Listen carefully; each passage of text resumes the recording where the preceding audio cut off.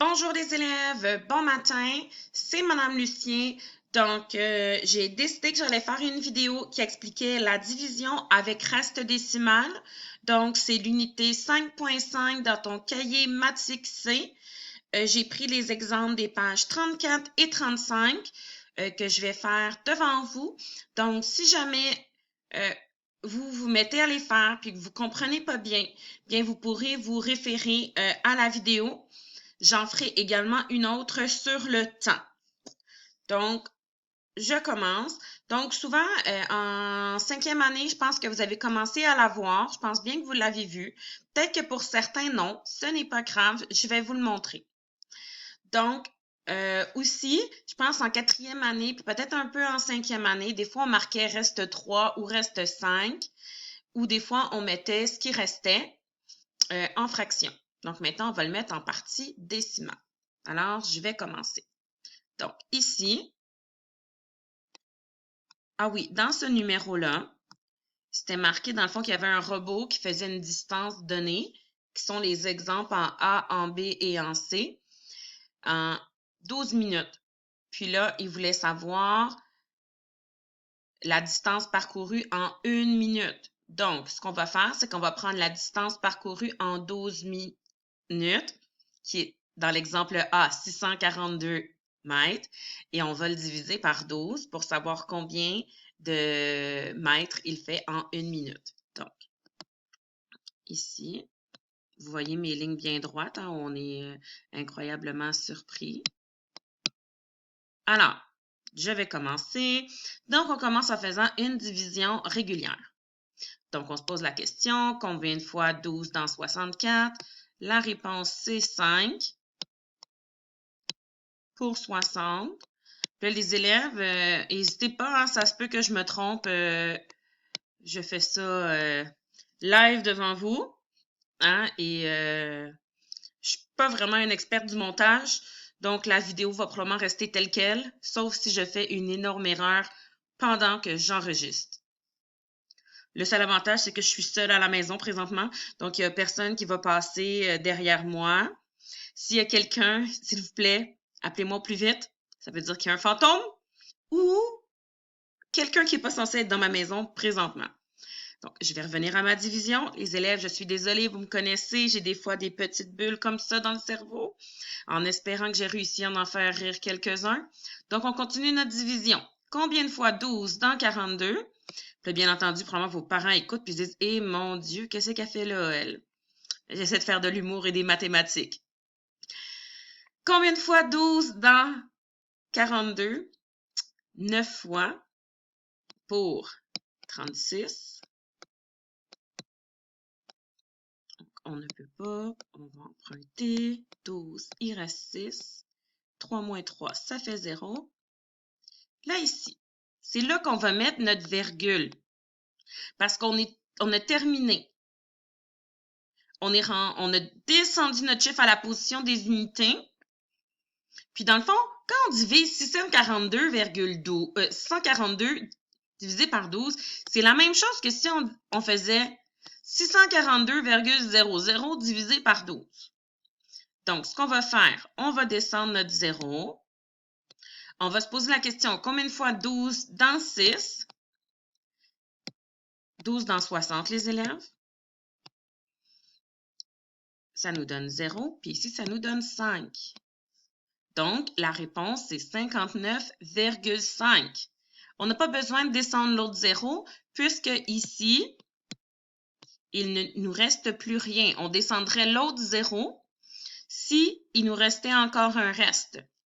Donc, la réponse ici, c'est 59,5 mètres par minute.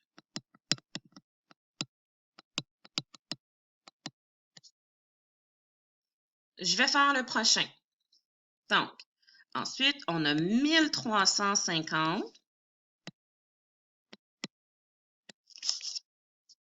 On va faire la même chose. Divisé par 20. 12, excusez.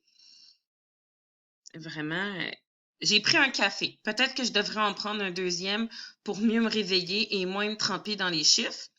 Heureusement, côté démarche, je la maîtrise assez bien. Donc, on se pose la question, combien de fois 12 dans 13? Une fois, ça je m'en souviens, pour 12. Il nous reste 1. On descend le 5. Combien de fois 5 dans 12? Une fois pour 12.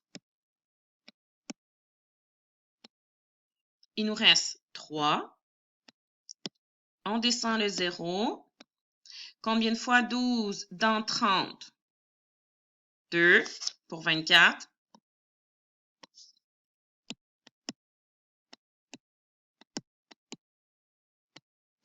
Il nous reste 6.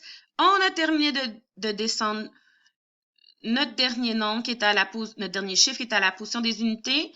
On met notre virgule, on descend notre 0 qui nous donne 60. On se pose la question, combien de fois 12 dans 60?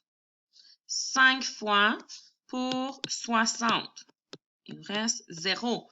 Donc, ici, 112,5 mètres par minute. OK? Donc, je vais passer ensuite au prochain numéro.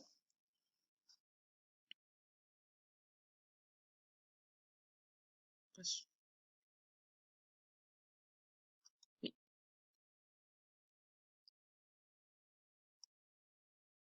OK. Ensuite, ici, ça dit « Calcule le quotient ». Donc, on a un petit rappel en vert.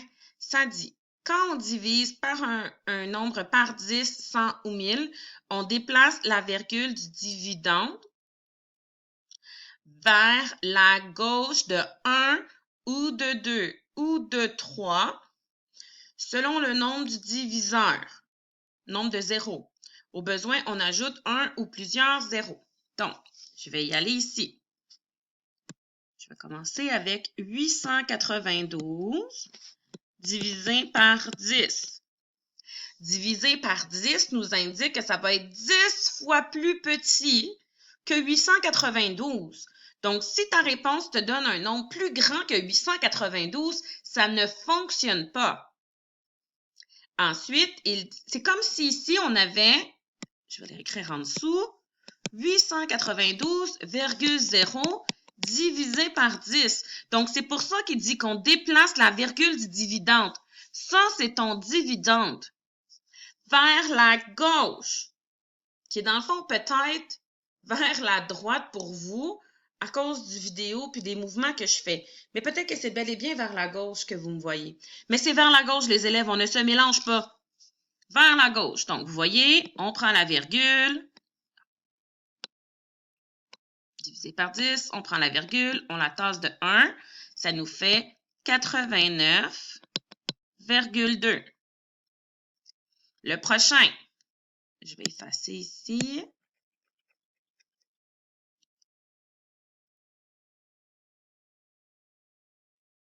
Je ne les ferai pas tous, je vais en faire une partie. Donc, on a 83 divisé par 100. On voit ici, il y a 2 zéros. Donc, ça veut dire qu'il va falloir déplacer la virgule 2 fois.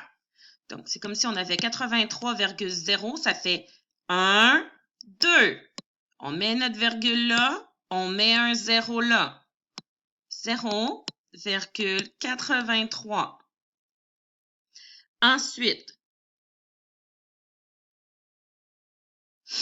1908, je vais le faire ici, 1900, bon, merveilleux, je ne l'ai pas fait comme il faut.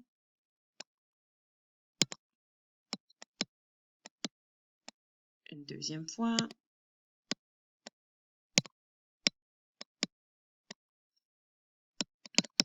Divisé par 100. Donc, ça veut donc dire qu'on déplace la virgule de 2, la virgule qui est ici, 1, 2. Ça nous donne donc 19,08.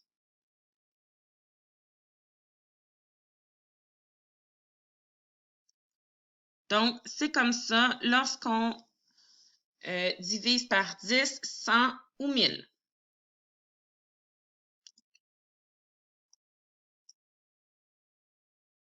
passe au prochain. Ici, ça dit « Complète les approximations en arrondissant le diviseur à sa plus grande position. » Donc, ici, lorsqu'on regarde 104, si on l'arrondit à sa plus grande position, ça veut dire le chiffre à la position des centaines. Donc, 104, ça devient 100 quand on l'arrondit. Donc, il faut faire 87 divisé par 100. Donc, ta virgule, elle est ici. 1, 2, 0,87. Ici, même chose. Le chiffre à la plus grande position, c'est 1 qui équivaut à 1000. Donc, quand on l'arrondit, ça fait 1000. Donc, divisé par 1000. Donc, ici, la virgule est là. 1, 2, 3. 6,419 millièmes. Ensuite, celui-là, là, c'est, il faut arrondir. Ce sera pas long, les élèves. Donc, ensuite, on regarde ici, calcule mentalement les quotients. Donc, 10 divisé par 4. On va l'arrondir, 4, c'est à peu près 5. Donc, si je fais 10 divisé par 5, ça me donne à peu près 2. OK. Ensuite, 17,2. Donc, si je fais 16,2, ça me donne 8. Si je fais 18,2, ça me donne 9. Divisé par 2, ça me donne 9. Donc, entre les deux, 8,5.